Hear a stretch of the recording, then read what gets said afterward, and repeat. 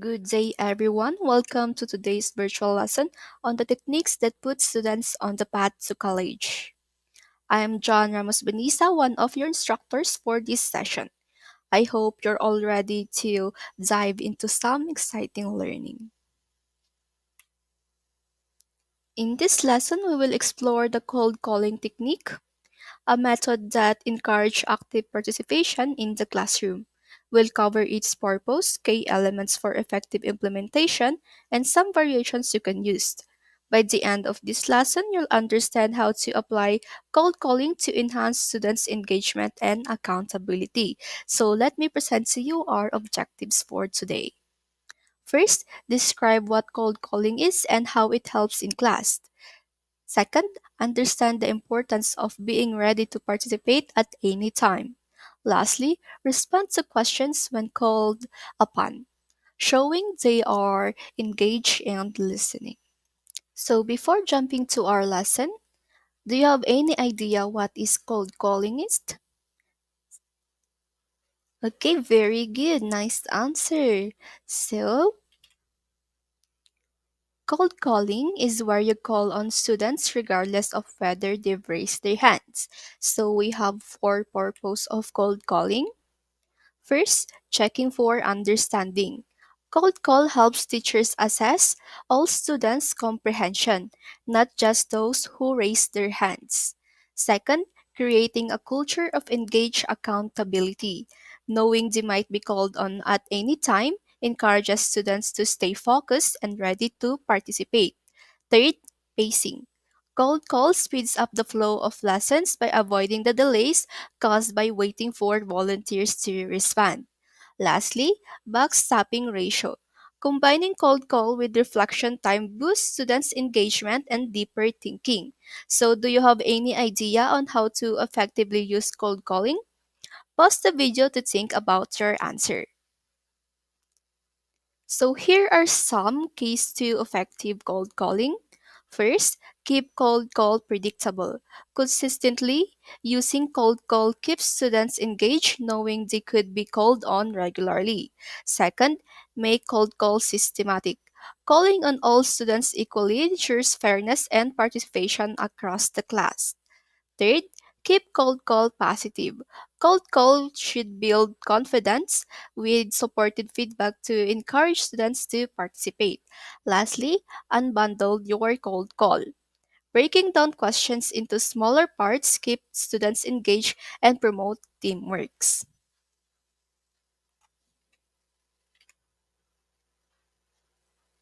So we have three variations on implementing cold calling techniques. First, hands up and hands down. Hands up lets students raise their hands to answer, while hands down means that the teacher picks students randomly, so everyone has a fair chance to answer. Second, follow on or follow up. Follow on asks students to add to someone else's idea, and follow up brings back earlier points to keep the discussion going.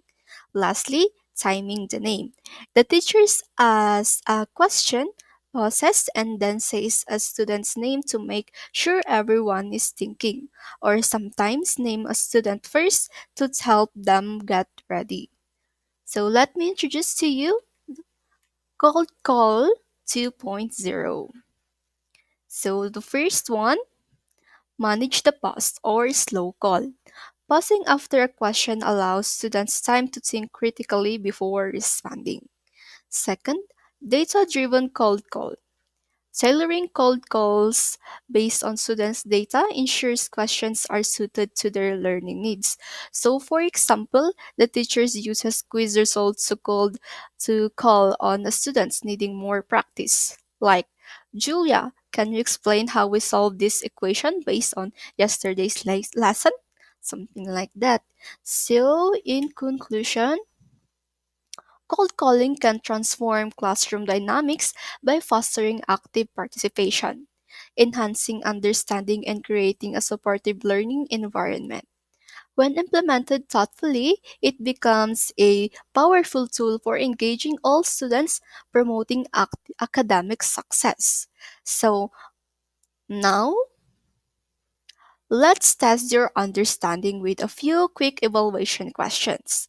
I'll ask a question and I want you to pause the video to think about your answers. Are you ready? So let's start. You have to choose the correct answer or the best answer.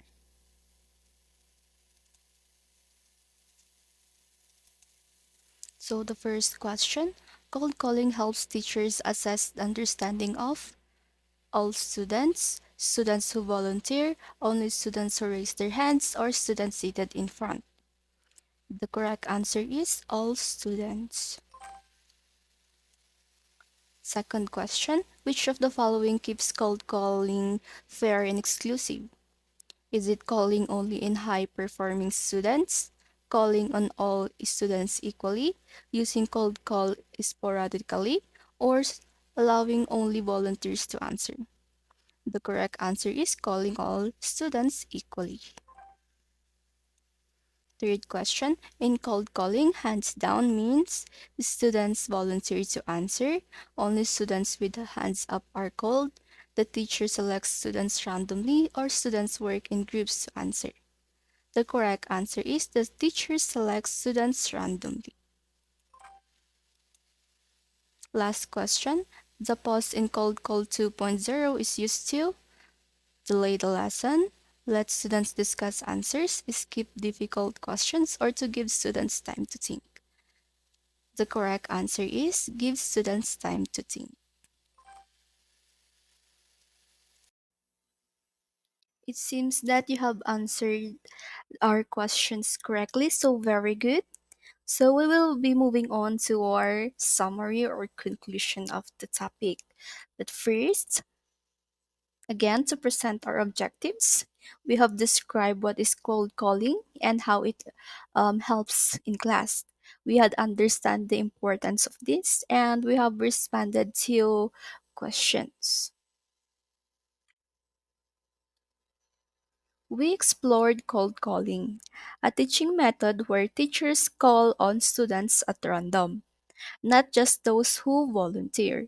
This technique ensures that all students stay engaged.